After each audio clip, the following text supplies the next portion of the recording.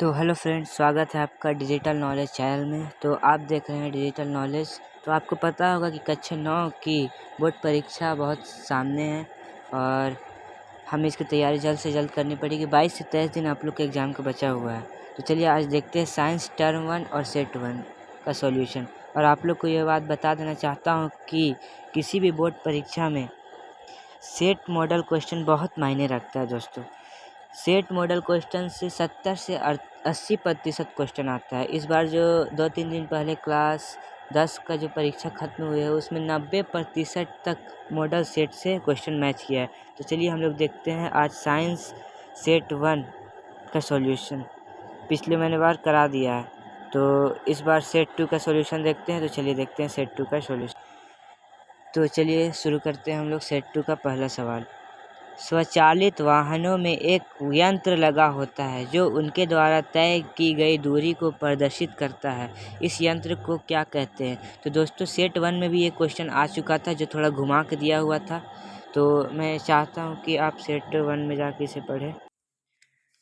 तो इसका सही उत्तर हो जाएगा ओडोमीटर, ऑप्शन नंबर 1। एक मिनट रुक जाइए। इसका सही उत्तर हो जाएगा ओडोमीटर, ऑप्शन नंबर 1।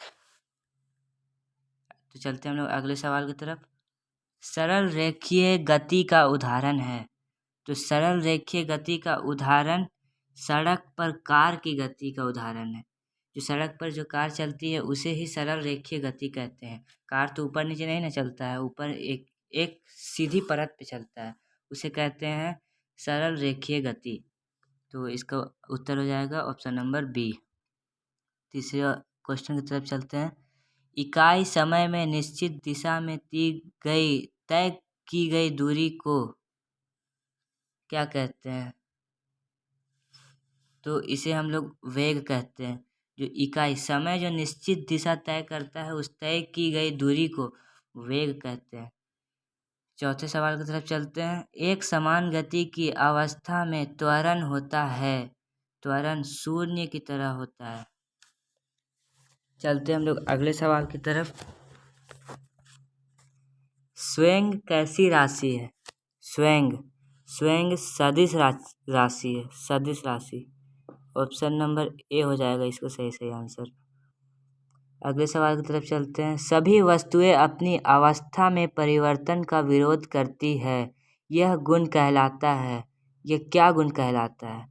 तो इसका सीधी सवाल हो जाएगा जड़त्व्य गुण कहलाता है, ऑप्शन नंबर बी। चलते हैं हम लोग अगले सवाल की तरफ। स्वेंग का एसआई मात्रक होता है। दोस्तों ये एसआई मात्रक हर सवाल हर सेट में आपको देखने को मिलेगा। तो मैं आपसे रिक्वेस्ट करता हूँ कि आप हर चीज़ का एसआई मात्रक ज़रूर याद कर ले। एक एसआई मात्रक परीक्षा में ज़रूर से ज़रूर आता है। तो इसका सही आंसर हो जाएगा केजी मीटर पर सेकेंड, ऑप्शन नंबर ए। चलते हम लोग अगले सवाल की तरफ। यदि दो वस्तु ए और बी के द्रव्यमान क्रमशः 6 केजी तथा 34 केजी हो तो क्या होगा? तो इसका ऑप्शन हो जाएगा ऑप्शन नंबर बी। बी का जड़त्व्य ए से अधिक होता है। बी का जड़त्व्य ए से अधिक होता है। देख रहे ना, ए से अधिक है, बी से जड़त्व्य। तो चलते हैं हम लोग अगले सवाल की तरफ। हाँ, तो अगला सवाल। न्यूटन का कौन सा गति नियम ही गति का वास्तविक नियम है?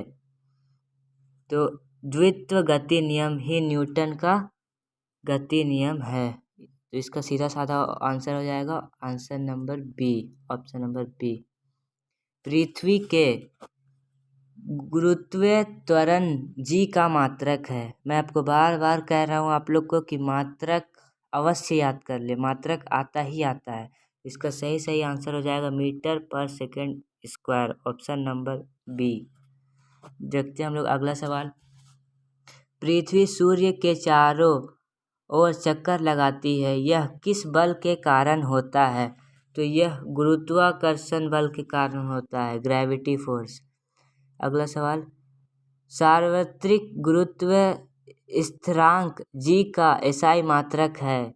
एसआई मात्रक दोस्तों बार बार एसआई मात्रक पूछ रहा है। मैं आपसे रिक्वेस्ट कर रहा हूँ कि एसआई मात्रक ज़रूर से ज़रूर याद कर ले। तो इसका SI मात्रक हो जाएगा न्यूटन मीटर पर स्क्वायर पर kg square. Option number C. तो अगले सवाल की तरफ चलते हैं। यदि दो वस्तुओं के बीच की दूरी को आधा कर दिया जाए तो उनके बीच का गुरुत्वाकर्षण बल किस प्रकार का बदलेगा? जैसे ए पी, इसके बीच की दूरी को आधा कर दिया जाए तो वो 4 गुना बढ़ जाएगा। Option number A. तो हम लोग चलते हैं अगले सवाल की तरफ। द्रव्यमान का मान सभी जगह होता है। द्रव्यमान का मान हर जगह समान होता है। बल असमान हो सकता है लेकिन मान समान होता है। तो इसका हो जाएगा ऑप्शन नंबर ए। अगले सवाल की तरफ चलते हैं। दिए गए चित्र में पदार्थ की अवस्था के कणों को दिखाया गया है। किस कणों को दिखाया गया है? ठोस, द्रव, प्लाज्मा, गैस। तो इसका सही आंसर हो जाएगा ठोस। ठोस ना, ये हम लोग को तो साफ साफ दिख रहा है ठोस। ये ठोस है। ये चलते हैं हम लोग अगले सवाल की तरफ। अगरबत्ती के सुगंध आपको दूर ही मिलती है, इससे पदार्थ के कण के किस गुण का पता चलता है? तो इससे हमें पदार्थ के कण निरंतर गतिशील होते हैं। ऑप्शन नंबर डी इसका सही आंसर हो जाएगा। चलते हैं हम लोग अगले सवाल की तरफ। तो अगला सवाल 17 नंबर। निम्नलिखित में किस पदार्थों में विसरण की गति तेज होती है? तो हम लोग के ऑक्सीजन गैस में, एक मिनट, गैस में कम होती है। गैस तो हल्की होती है ना, तो उसी में उसका वितरण कम हो जाता है। चलते हम लोग अगले सवाल की तरफ। वायुमंडल दाब पर 1 kg ठोस को उसके गलनांक पर द्रव्य में बदलने के लिए जितनी उसमें ऊर्जा की आवश्यकता होती है उसे कहते हैं संगलन की गुप्त ऊष्मा। Option number C. द्रव अवस्था में परिवर्तित हुए बिना ठोस अवस्था से सीधे गैस और वापस ठोस में बदलने वाले प्रक्रिया को क्या कहते हैं? तो उसे हम लोग अध्वार्पण कहते हैं। Option number A. अगला सवाल। क्वांथक के कम ताप पर द्रव के विषाप में परिवर्तन होने की प्रक्रिया क्या कहलाती है? तो वो प्रक्रिया वाष्पीकरण कहलाती है। Option number B. 0 degree Celsius बराबर होता है कितने केल्विन से बराबर होता है? तो वो आप लोग को अगर बुक आप लोग अच्छे से पढ़ेंगे तो आप लोग को पता होगा 273 केल्विन। ऑप्शन नंबर बी इसका सही आंसर हो जाएगा। अगला सवाल। डाल्टन के परमाणु सिद्धांत का निम्नलिखित में कौन बिंदु द्रव्यमान संरक्षण के नियम की व्याख्या करता है? तो आप लोग को पता होगा कि परमाणु अविभाज्य सुरक्षितम होते हैं जो रासायनिक अभिक्रिया में ना तो निर्मित होते हैं ना तो उनका विनाश होता है। ऑप्शन नंबर सी इसका सही आंसर हो जाएगा। अगला सवाल क्वेश्चन नंबर 23। ऑक्सीजन का परमाणु द्रव्यमान 16 U है। इसका अर्थ ऑक्सीजन का एक परमाणु कार्बन 12 परमाणु के द्रव्यमान के 1/12वें भाग से 16 गुना भारी है। इसका सही आंसर हो जाएगा ऑप्शन नंबर बी। अगला सवाल की तरफ हम लोग चलते हैं। किसी भी यौगिक सूक्ष्मतम कण जो स्वतंत्र रूप में रह सकता है उससे उस यौगिक के सभी गुण को प्रदर्शित करता है वो क्या कहलाता है? तो हम लोग उसे अणु कहते हैं। ये सवाल सेट 1 में भी था, आप लोग जाके उसकी जरूर देखें ताकि बोर्ड एग्जाम में आप लोग अच्छे से अच्छा नंबर गेन कर सके। तो हम लोग अगला सवाल देखते हैं। निम्नलिखित में कौन सा यौगिक चतुर्परमाणुक है?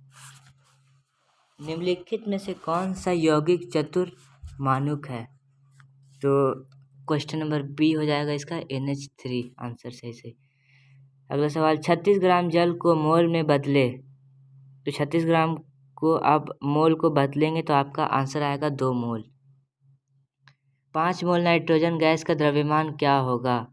तो 5 मोल नाइट्रोजन गैस का द्रव्यमान 140 U होगा। अगला सवाल। कोशिका का बिजली घर क्या है? कोशिका का बिजली घर क्या है?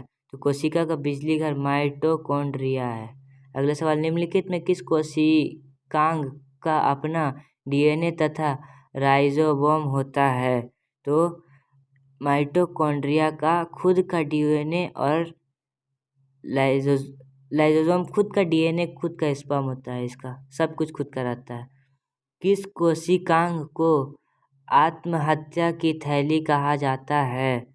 तो लाइजोसोम को आत्महत्या की थैली कहा जाता है, याद कर लीजिए। प्रोकैरियोटिक कोशिका का उदाहरण है गोल्जी उपकरण, नहीं, सॉरी। प्रोकैरियोटिक कोशिका का उदाहरण है बैक्टीरिया बहुत खराब चीज होता है। झिल्ली जीवात जनन की प्रक्रिया क्या होती है? तो अताद्विहीय जालिका, इसका सही से आंसर हो जाएगा ऑप्शन नंबर ए। अग्रसूत्री विभाजन में सतंती कोशिकाओं की संख्या क्या होती है? तो इसकी होती है 9। एक मिनट। अग्रसूत्री विभाजन में सतंती कोशिकाओं की संख्या क्या होती है? तो कोशिकाओं की संख्या 2 कोशिका होती है। अगला सवाल, एक जीव में गुणसूत्रों की संख्या 18 है, उस जीव के अंडे में गुणसूत्रों की संख्या कितनी होती है? तो इसमें हो जाएगा 9 संख्या होती है। ऑप्शन नंबर बी आपका सही आंसर हो जाएगा। अगला सवाल, पौधों में जल एवं खनिज लवण का संवहन कौन करता है? लाइसोसोम करता है भैया, सॉरी लाइसोसोम, जाइलम करता है, जाइलम करता है, लाइसोसोम। गर्मी बहुत है। चलते हम लोग अगले सवाल की तरफ। 36 नंबर, रक्त एक उत्तक है। रक्त क्या उत्तक है? सीधी घुमा कर भी सवाल आपसे बोर्ड परीक्षा में पूछ सकता है। तो रक्त एक उत्तक है, रक्त संयोजी उत्तक है भैया, याद कर लीजिए, संयोजी उत्तक। अस्थियां एवं मांसपेशियों को जोड़ने वाली रचना है, क्या कहलाती है वो रचना? तो वो रचना टेंडन कहलाती है, जो पढ़ो टेंडन। पैरेकाइमा जिसमें क्लोरोफिल हो कहलाती है। पैरोकाइमा जिसमें क्लोरोफिल होती है वो क्या कहलाती है? जिसमें पैरोकाइमा होती है, तो भैया वो क्लोरोनिकाइमा कहलाती है। ये बहुत आसान सवाल है। काइमा याद कर लीजिएगा। तो इसका सही आंसर हो जाएगा ऑप्शन नंबर सी। किस उत्तक के विभाजन से पौधे की लंबाई बढ़ती है? पौधे जो लंबे होते जाते हैं वो किससे बढ़ती है? किस न्यूट्रिशन, किस विभाजन से बढ़ती है? तो ये ज्योतक विभाजन से बढ़ती है। इसका सही आंसर हो जाएगा ऑप्शन नंबर ए। तो हम लोग चलते हैं अगले सवाल की तरफ। आखिरी सवाल, मुख गुहा की आंतरिक सतह किस उत्तक की बनी होती है? तो इसका ये आप लोग का होमवर्क है। इसमें 4 ऑप्शन है, एपिडर्मल, तंत्रिका, संयोजी, पेशीय। तो आप लोग, आई होप, आशा करता हूँ मैं कि आप लोग इसका आंसर कमेंट बॉक्स में ज़रूर लिखोगे। और वीडियो अच्छा लगा हो तो वीडियो को लाइक करें, चैनल को सब्सक्राइब करें और अब इस वीडियो को ज़्यादा से ज़्यादा शेयर करें, ताकि जितने भी आपके दोस्त भाई जो इस पर क्लास 9 की बोर्ड परीक्षा दे रहे हैं वो इसका लाभ उठा सके और झारखंड के हर बच्चे इस साल फेल हो सके। मजाक कर रहा हूँ, फेल ना हो सके, पास हो सके। तो इस बार मॉडल प्रश्न से लगभग 70% क्वेश्चन आप लोग का आएगा। तो आशा करता हूँ कि आप लोग इससे पढ़ेंगे और मेरे चैनल को जो लोग नए हैं सब्सक्राइब करेंगे, लाइक करेंगे, शेयर करेंगे। और क्लास में थोड़ी मोड़ी मजाक होती रहती है तो सीरियस ना ले, मैं जानबूझ के थोड़ा मजाक करता हूँ कि क्लास में मनोरंजन हो जाए। तो चलिए ठीक है, लव यू, जय हिंद। मिलते हैं अगली वीडियो में, तब तक चैनल से बने रहें। और जिस लोगों को इंग्लिश में ये चाहिए, जो इंग्लिश मीडियम से पढ़ रहे हैं, जिसको इंग्लिश ट्रांसलेशन में चाहिए, वो कमेंट बॉक्स में कमेंट करेंगे कि उन्हें इंग्लिश में चाहिए। मैं इंग्लिश में बना के दूंगा जब आप लोग कमेंट करेंगे कि आपको चाहिए इंग्लिश में तो मैं आपको इंग्लिश में बना के दूंगा। तो चलता हूँ। जय Hind, thank you, love you. मिलते हैं अगले वीडियो में। नमस्कार।